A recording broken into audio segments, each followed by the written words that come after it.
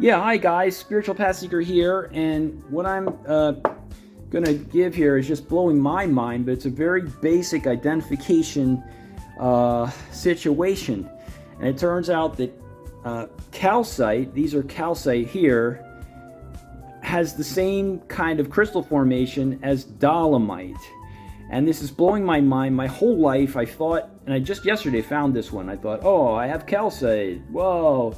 And I just happened to be looking at the kind of minerals you find in the marble areas north and west of Baltimore, and it turns out dolomitic or metadolomitic minerals are the basic thing.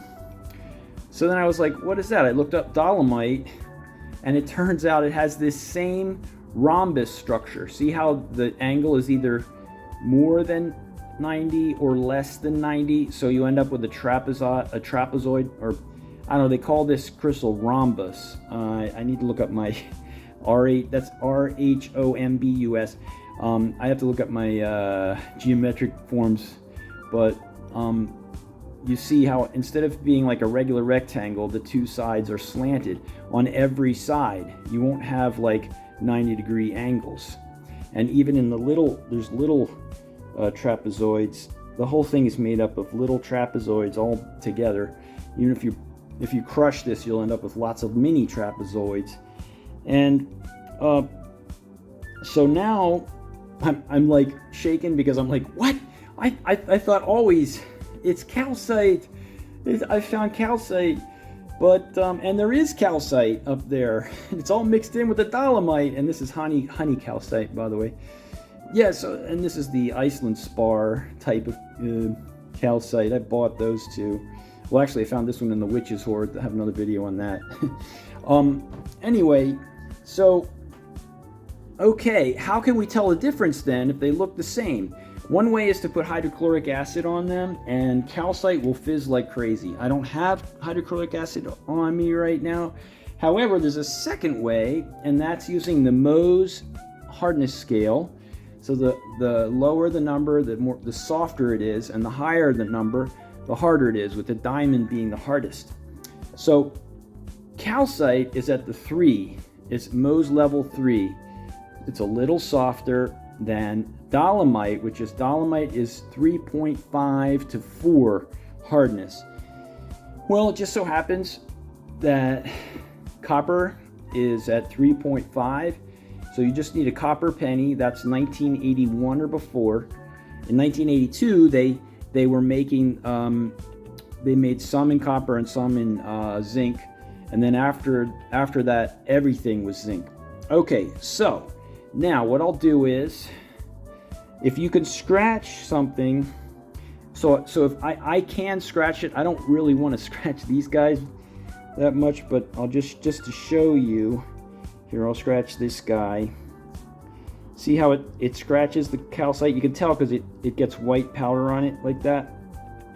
I don't want to scratch it too much. That's my specimen, my only honey calcite. But that's what that's doing. The copper doesn't come off on this or this. I tried both of them, and it scratches into them. Okay, now I'm going to show you with this one. Which I found yesterday in the Baltimore area. Okay, I'm going to scratch it. Okay. All right.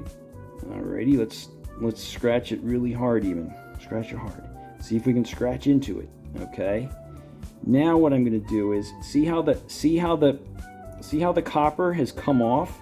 It did not scratch. It actually the copper actually scratched off on it. Let me just take you in at 10 times power, just so you can see, like, how that, maybe you can see that. So it's right here is where I scratched. Maybe you can see that the actual copper has scratched off. It's hard to get in there and show you that. Yeah, so that's basically, so that's how I know this is dolomite. I don't want to scratch on the big face because I like that. I like that, you know, kind of here, but let me see if I can get one in a big face here.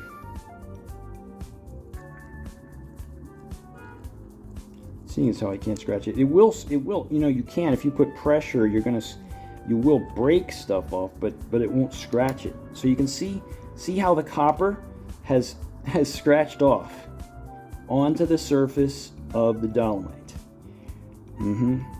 So this is dolomite. Now, when I get hydrochloric acid, I'll do another video, but it's just blowing my mind. I had just found this when I was in St. Lucia, down at the Lesser Antilles in March, and I thought, oh, that's just calcium or calcium carbonate. Now I'm not sure what it is. There was a whole boulder of it, and this does not scratch it.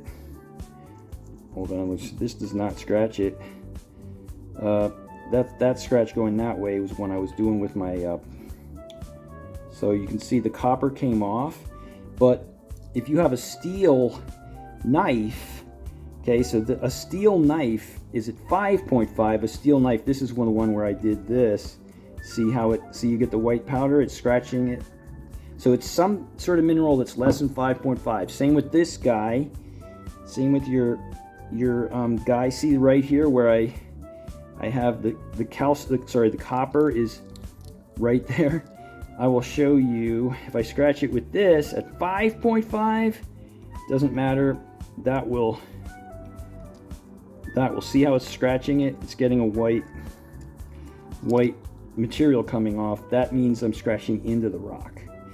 So anyway, just giving you guys, that's a basic rock identification differentiation. The marble up in our Cockeysville area is going to be dolomitic marble. There's mostly dolomite apparently, and all this time in my videos, I got to update my videos, I was saying that they were calcite that was metamorphosed, calcium carbonate that was metamorphosed into marble.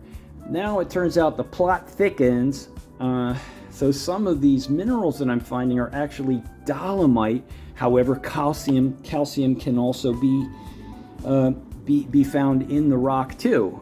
So, all right, and so I'll do another video of other things I found yesterday later. But those Cockeysville areas go all the way east of Loch Raven Reservoir, and then they go all the way over Owings Mills, and then they go all the way south to, believe it or not, almost the Patuxent River, but just in certain bands surrounding another formation that's really a metavolcanic type of rock.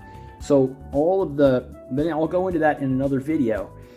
So you're ready now to go out there, and remember, aragonite also is a third thing. So I've got to look around for that too, and when I get some of that, I'll show you guys that too. All right, so keep looking down.